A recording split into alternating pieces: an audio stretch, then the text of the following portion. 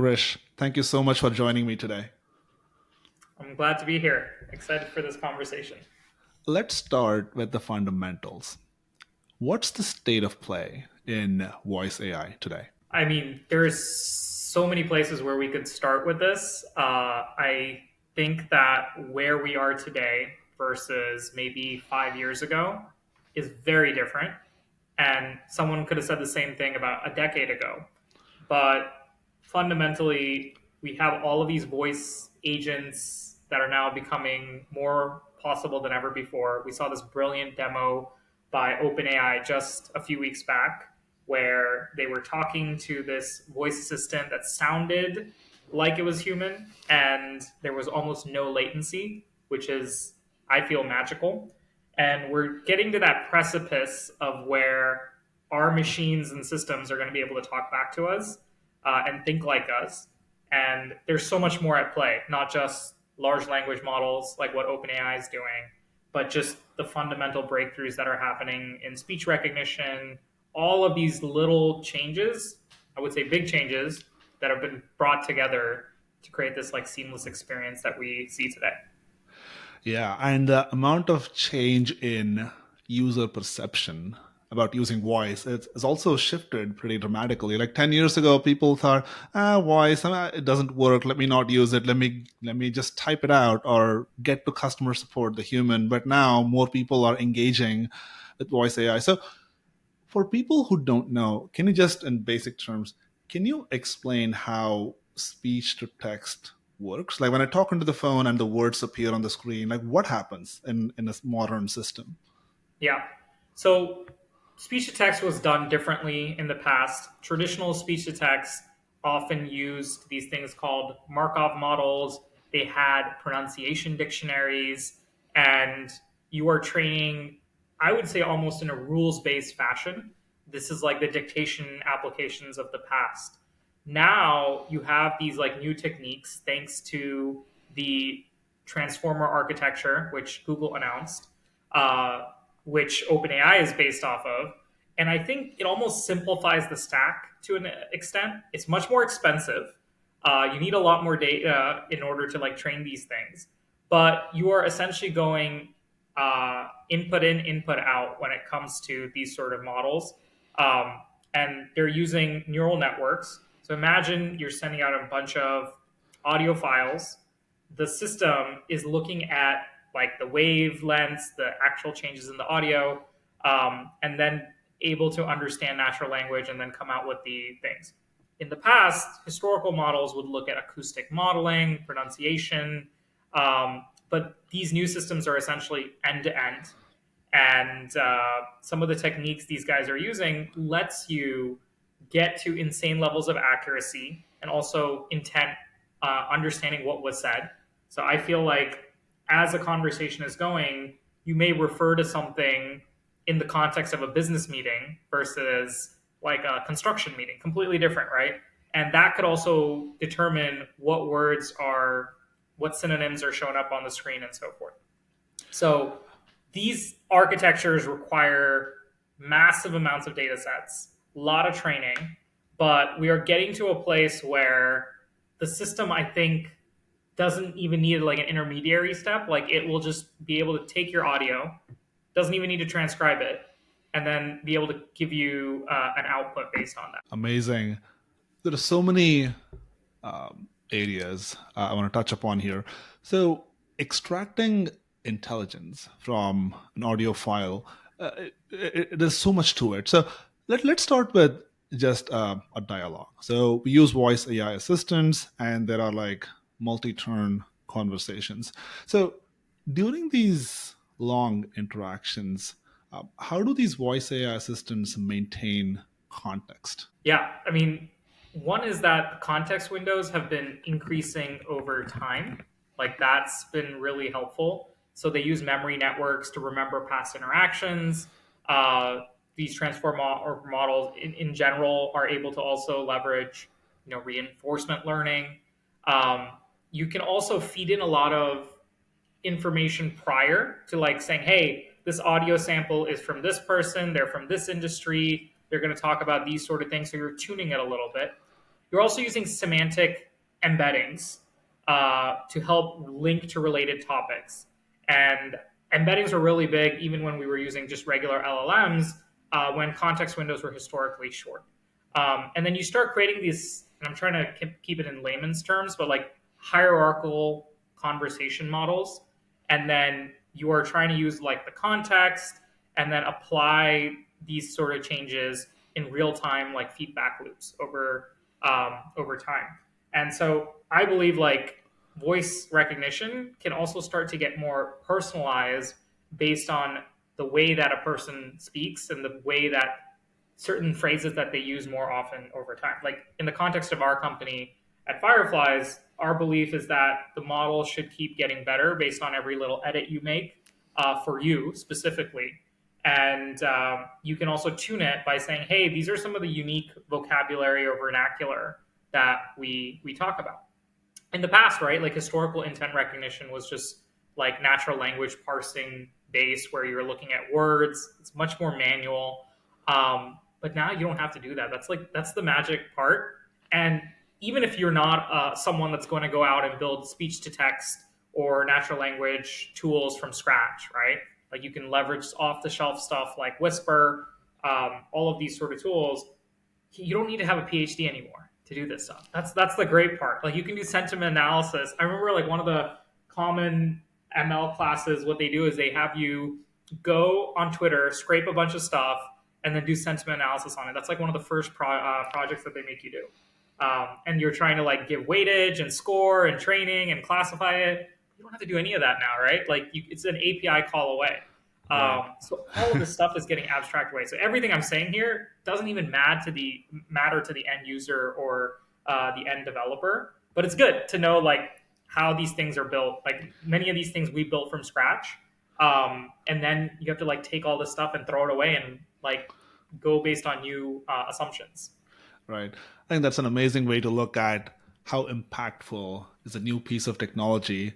Is like before you needed PhD, now it's like an API call away. That's like I feel like that could be a litmus test for any new like technology that's sufficiently useful. You mentioned parsing a couple of times, and I want to touch upon that. Semantic parsing has existed for quite some time. Also, it has seen dramatic shifts over time.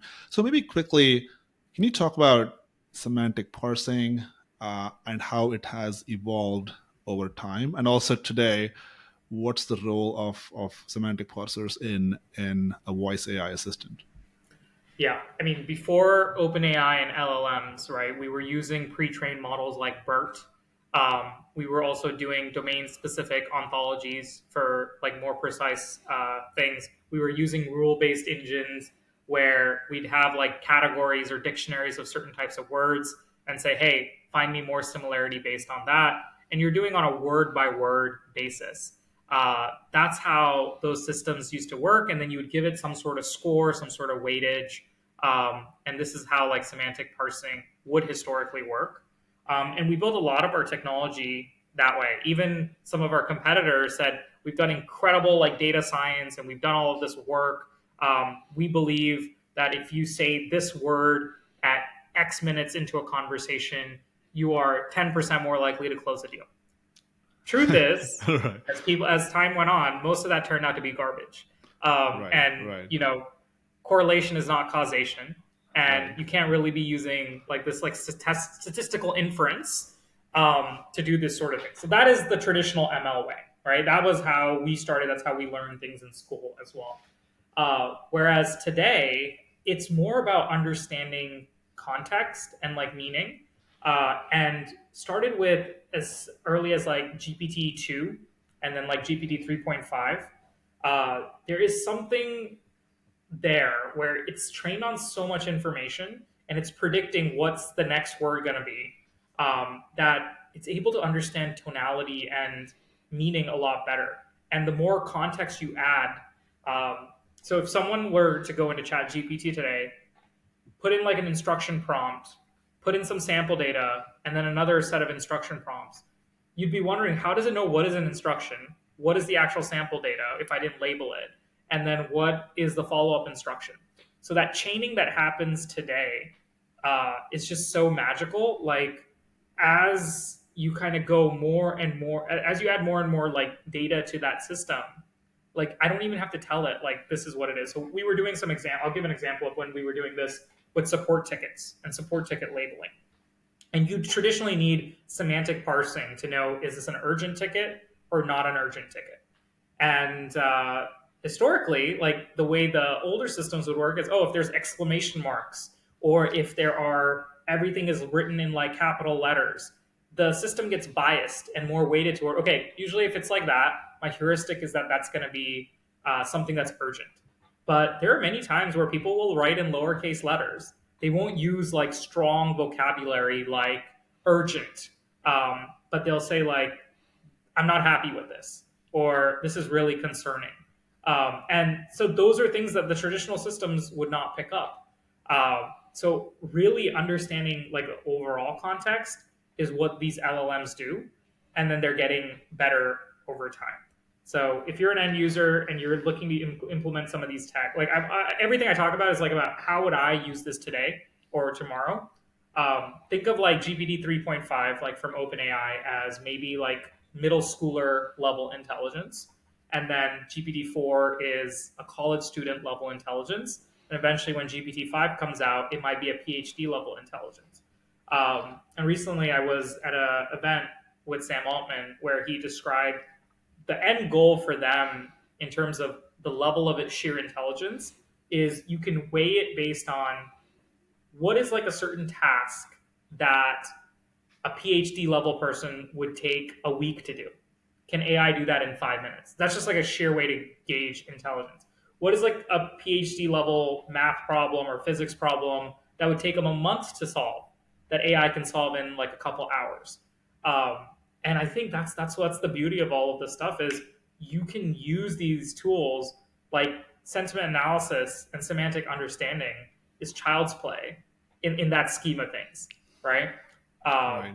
But yeah, anyway, I want to take a step back. I don't want to. It's just so exciting right now. It's a great time to be if you are working in AI. And I would just tell people unlearn everything you've learned, and just learn to look into and adopt these like sort of newer models. You can't compete with some of these foundational models. They're just so far ahead right now. Yeah, no, that's amazing how much progress has happened.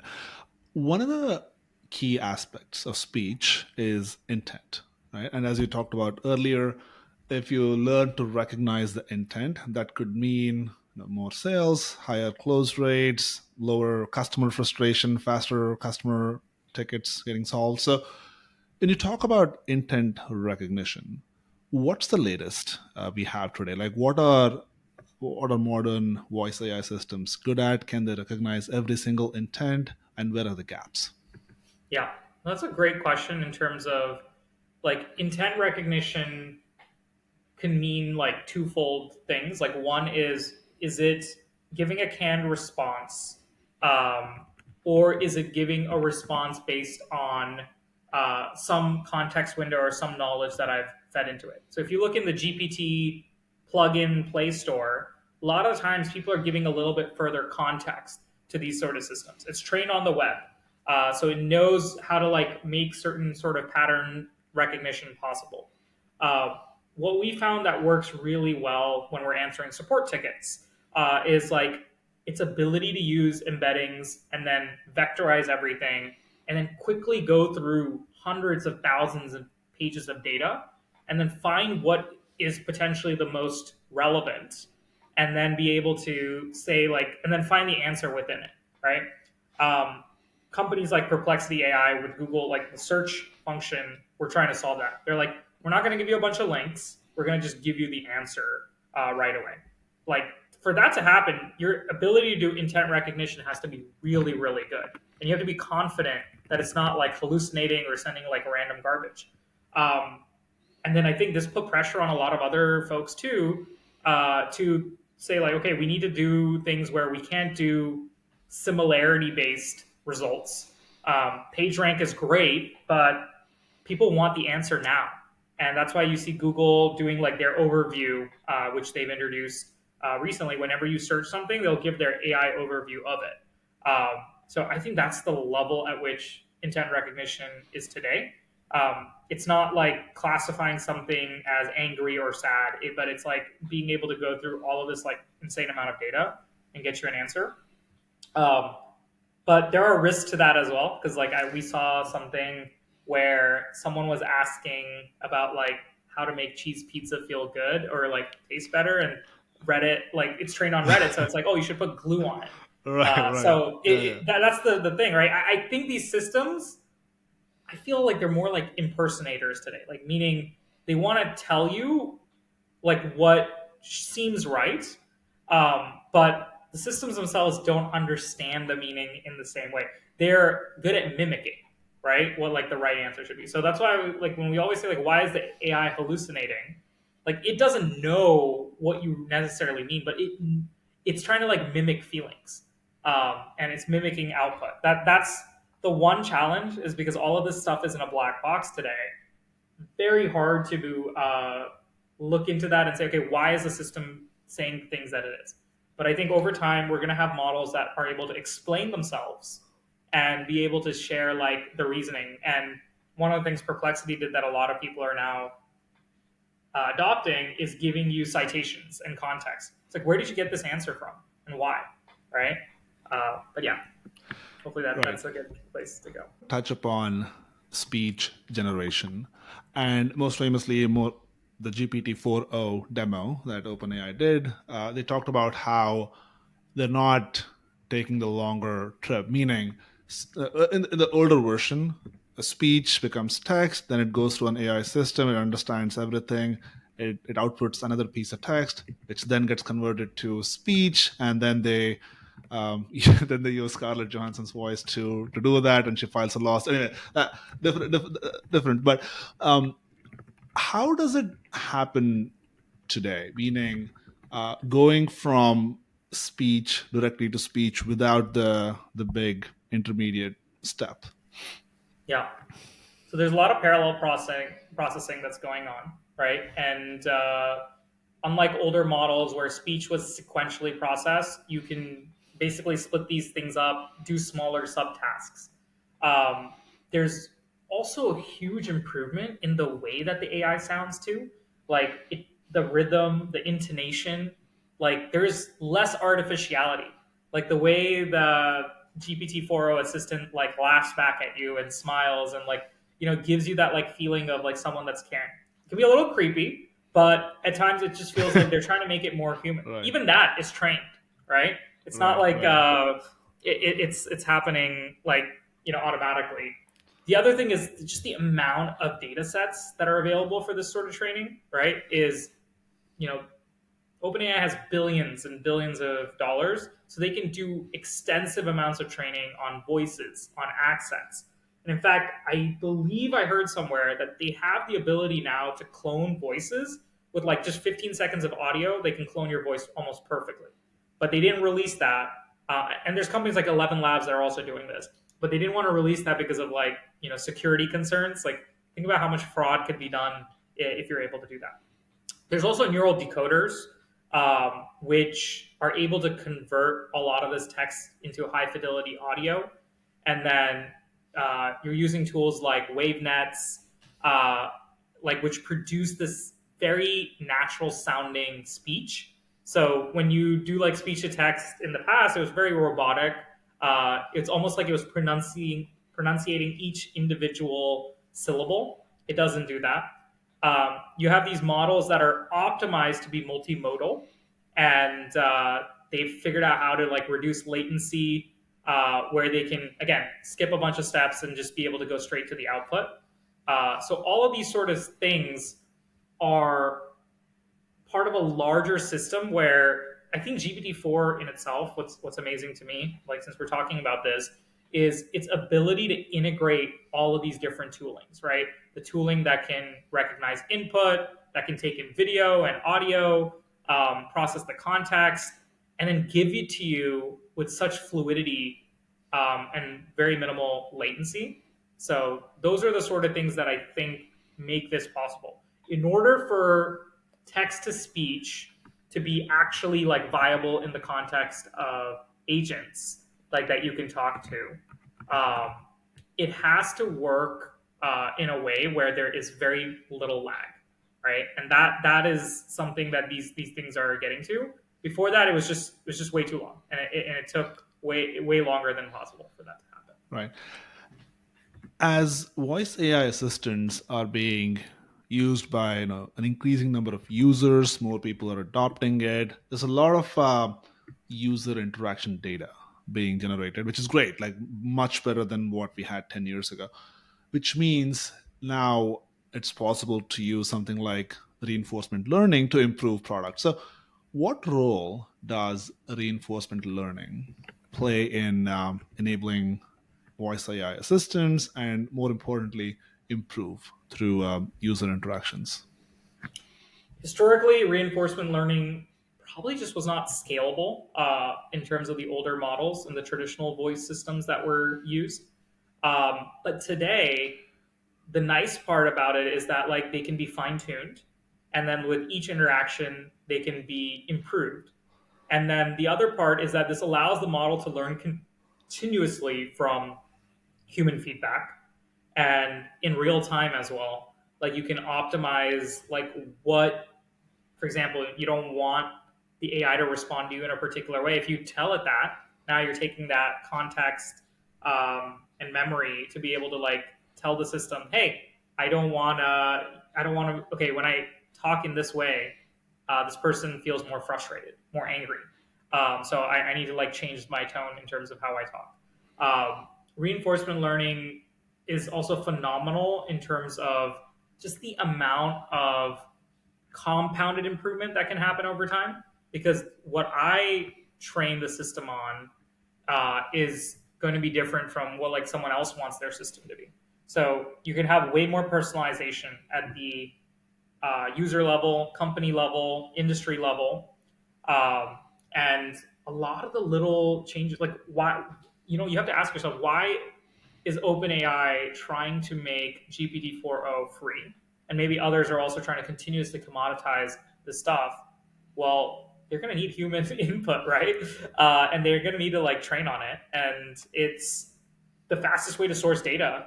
Obviously, there's other market factors in play where like open source is catching up and stuff, but the user generated data is, I think, like going to be really valuable. Like the inputs that you're going to get from that. And now imagine 100 million people are going to be interacting with this AI. You're going to have new sets of data. Like historically, all of the data that it's scraped and like trained on is on across the web data.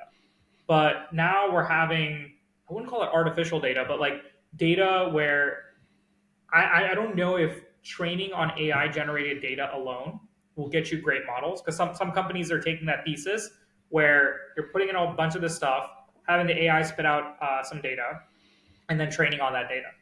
I don't think that is going to be as good as if you have human interaction data with AI. That's a new data set we haven't had in the past. The way we prompt, the way we ask follow up questions, the way we ask it to correct itself, the way we ask it to simplify things. So if I like over 10 queries tell ChatGPT to like, hey, can you just simplify this answer down? Like, assume I'm not a PhD student, just simplify it down. If I do it over and over again, it can probably course correct and then be like, okay, from now on, I should probably just give him things in that format. So that's the power of like reinforcement learning in this case. Products are going global now, and usually you'll have to support so many languages. And users of some languages tend to generate way more data than some of the other languages. So how do you handle like low resource languages? Like what happens? You want to build a system that works for them as well. There isn't enough data. What do you do? And also, specifically, I want to touch upon the role of transfer learning, if at all it's applicable, in enabling voice AI for low resource languages. That is a great question because I've looked at a few case studies actually where they taught like the AI. I think it was the DeepMind team where they taught it one language, and then it was able to go and learn another language, just applying some of the same frameworks.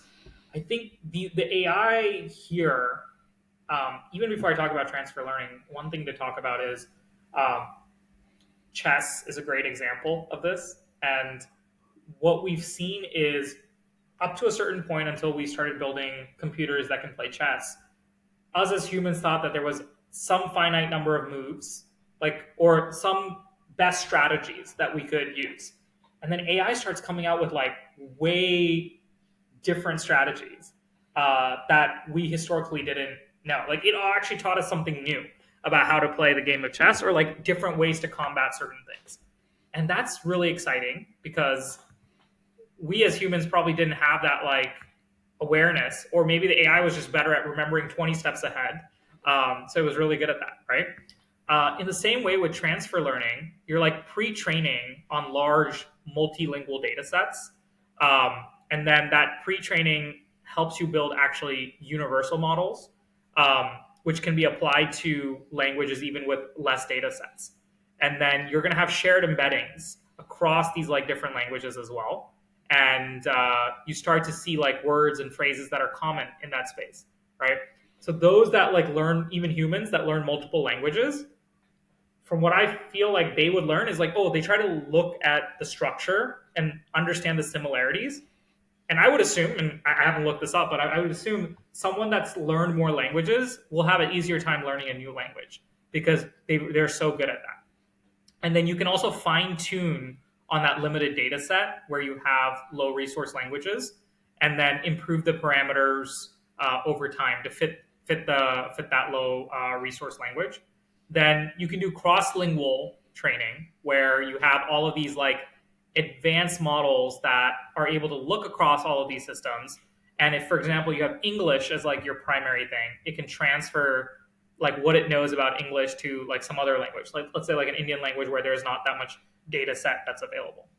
Uh, I do think over time there are going to be companies and LLM providers that will specifically focus on harnessing like a lot of this low level languages. Because I know there was a company that our own investors invested in where they're saying, hey, we're going to build LLMs for the Indian market and Indian languages, right?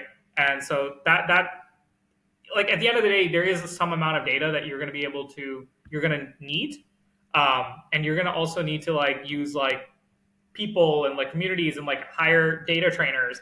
Like, why does a company like Scale AI, which does like human powered labeling, get such a premium?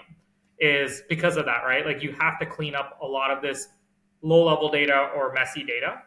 Um, and what I just said for transfer learning for languages can also be adapted to different industries. Like at Fireflies, we build models like that. We built like these tooling that can work not just for sales meetings, but also your medical meetings or a legal meeting where the vernacular and the words that are used there is different, right? So that's also another example of where this type of learning can expand. You're the founder of Fireflies, which is now used at 300,000 organizations worldwide, maybe even more. It's growing. And 70% of Fortune 500 companies use it. So, again, you've built and shipped a product that has a large user base. So, what lessons do you want to share or have you learned from building and shipping a voice AI product that's out there in the wild? I'm pretty sure many people, they love it. In the early days, they would have complained about it. It's a combo. So how did you, like, what have you learned?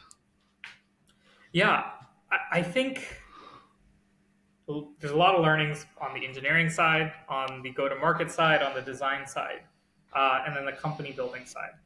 For the purpose of this podcast, I'll probably focus more on the technology and innovation side. When we started working on Fireflies, the problem space was not solved, and it was actually a far shot. The idea around summarization, speech to text, all of these sort of things were very far off into the future. So sometimes when you are in an industry where I call deep tech, there's a lot of factors that have to be proven out for you to be successful. So it took us a lot longer. It took us almost 3 years to put the pieces together to make something viable. And there's a famous quote, I believe it's by Elon on this, is in those early phases, it's like looking out into the future while right now you're chewing on glass and it's painful. That's what it was like building this technology. But you're hoping that the future it'll be better. So there's a lot of times where people will give up because the technology is quite not good. And there's many companies that have risen and like completely like gone extinct because the technology just was too early for that for its time. Larger companies have a different problem where they are resistant to change and they want to stick with the old way forever.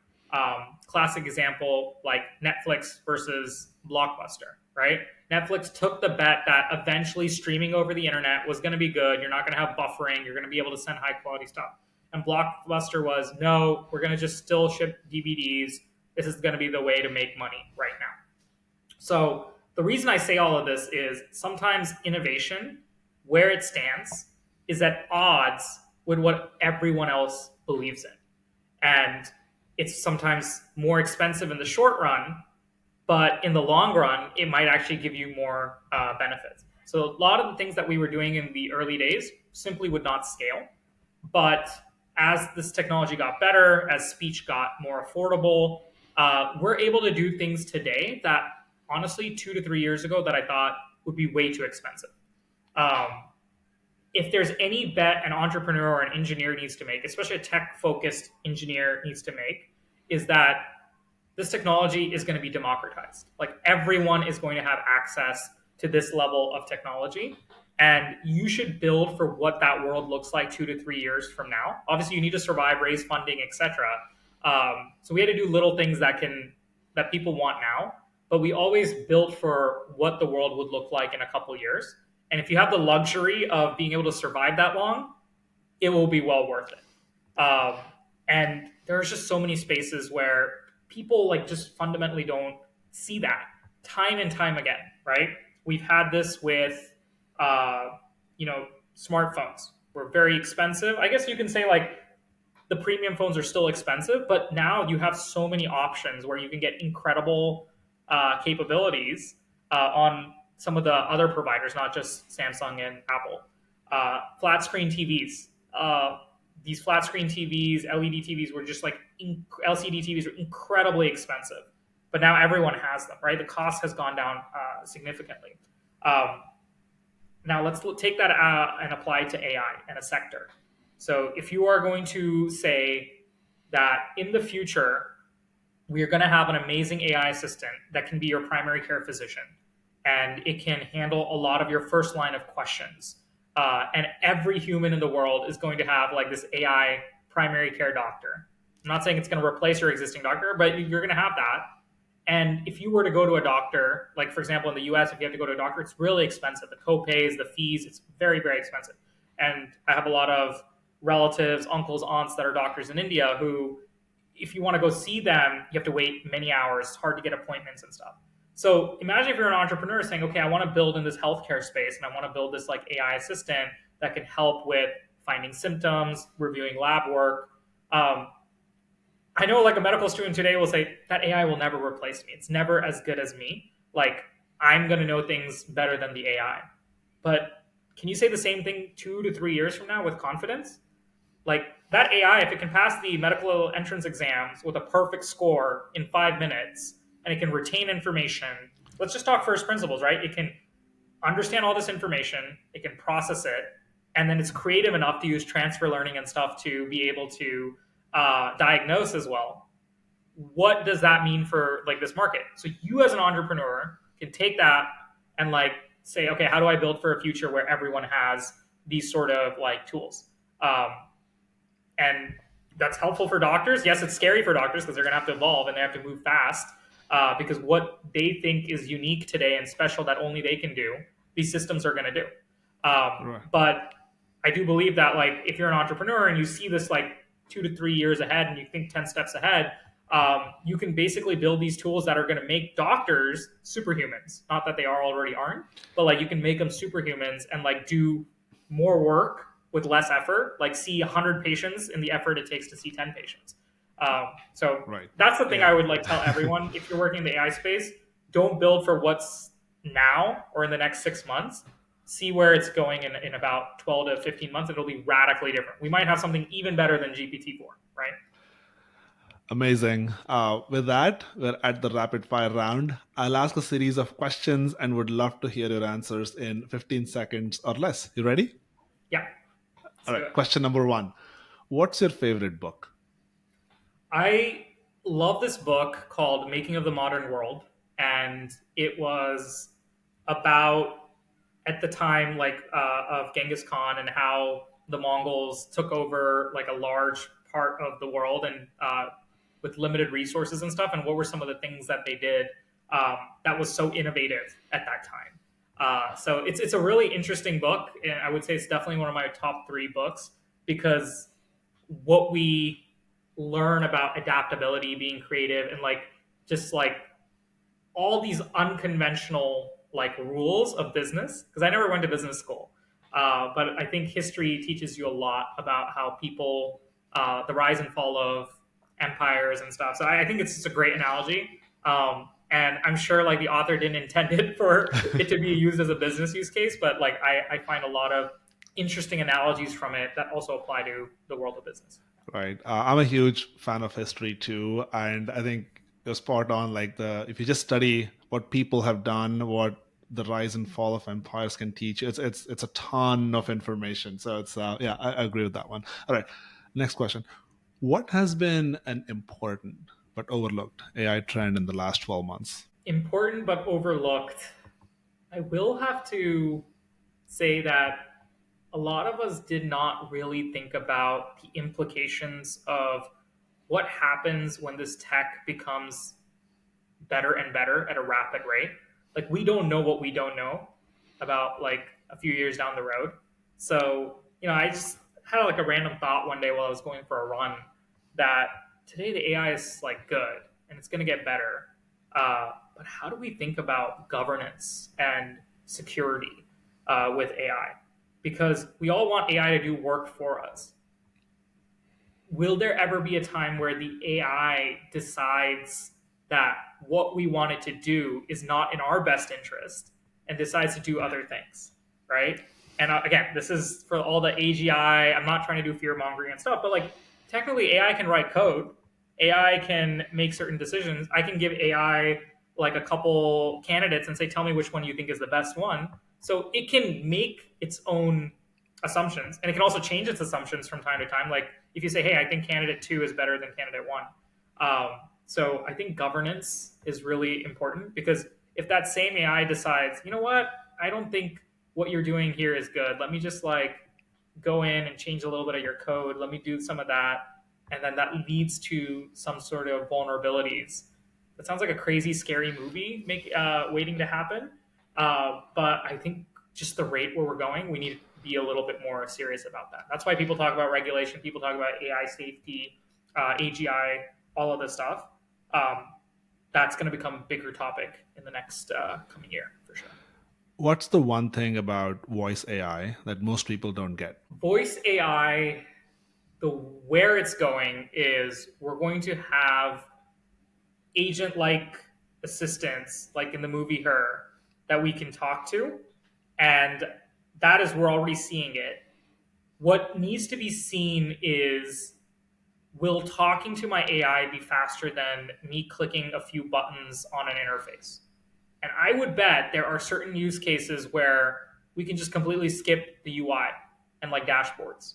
Some places where you still need them, but that is something that we should keep an eye out for. Because people said the same thing when chatbots came out in the past, like 5 years ago. Chatbots were stupid, like they were not very smart. But now it can do a lot of powerful things thanks to these LLMs. And I don't have to say a phrase in a particular way like a command prompt, right? And same thing with like these voice assistants. It's not going to be like Siri. Like you don't have to say things in a particular way. It's not going to be like Alexa. It's going to be 10, 20 times better. And it's going to be faster.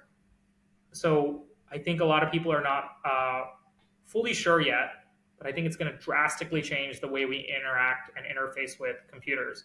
And it may make, in some cases, that the primary input experience than like clicking on stuff in a dashboard. What separates great AI products from the good ones? Ah, um, AI, if it's just, people talk about this thing about, oh, is your AI a wrapper like that someone else can do, or is it doing something deeper? I think great AI products are building workflows that solve a use case end to end. And whereas if your product is just AI, that's not going to be defensible. But if your product is a solution building a workflow for some end users, that's going to be more defensible as an entrepreneur. Because anything that's low level, OpenAI, Microsoft, Google are going to eat that up. And there were a lot of companies in the past that were like, "Oh, we're going to just help you write great copy, right? Like marketing copy, sales copy, etc." And then ChatGPT was released, and that forced them to innovate, right? So I think like AI as a product, you're gonna initially it worked because you could have all these like gimmicks and like ways to just attract people because it wowed them, but it's really going to be very difficult to try to compete with the big people on just a low surface area type feature. Microsoft recently released these computers that can look at everything that's happening on your screen and tell you what's going on. And there used to be a startup that did the same thing where like they're going to look at everything on your screen and you can ask it what's on your screen. But now at the device level, you're competing with Microsoft. Like that's a tough battle, and you didn't have anything more than like just Chat GPT on top of that. So it's much more important to be able to like, let's say you're working in the insurance industry and you're going to be able to take an insurance ticket and then file a claim and then debate that claim and argue it and win the claim for you. Now you're solving an end-to-end use case or workflow. Like that's something maybe OpenAI is not going to go after, and it's much more defensible. So I think the best AI companies are going to solve workflows. That's actually a great one, and I agree with that. I think the magic happens when the product just knows how I work, and it just works from end to end. You don't make me stitch a bunch of stuff together to make it work. So that's a great one. All right, Yep. next question. What have you changed your mind on recently? What have I changed my mind on recently? Okay. Sorry, one sec. What have I changed my mind on recently? I think that AI is going to become way more affordable than I thought it would be. I thought it would take about 2 to 3 years for everyone to be able to have this level of access, but it's happening faster. And I didn't think company like OpenAI would make GPT-4 free, multimodal, audio, voice, everything. So I think that's also really, really powerful. What's your wildest AI prediction for the next 12 months? Wildest AI prediction for the next 12 months is GPT-5. I would love to see it, and I would love to see it um, become like as affordable as GPT-4, even faster than the time it launches. All right, final question. What's your number one advice to founders who are starting out today? Number one advice is I always say this, but focus on the problem. Don't chase the shiny tech. When you focus on the problem, the solution will naturally like come out of it. But if you say, "Hey, this is cool tech, so I need to now go build a company around it," very few companies succeed that way. So try to solve a problem that you have or a customer has, and then use the technology as a means to solving that in a better way, rather than saying, "Okay, I love LLMs and I love this part about LLMs, so let me go build a company around it." I don't think that's Right. how it works. Amazing. Krish, this has been a phenomenal discussion. Obviously, I think we went so deep on voice AI, and more than most people, you know about the pain and also the joy of shipping a great voice AI product. So, thank you for coming onto the show and sharing your insights. Yeah, thank you so much. That's great. Perfect.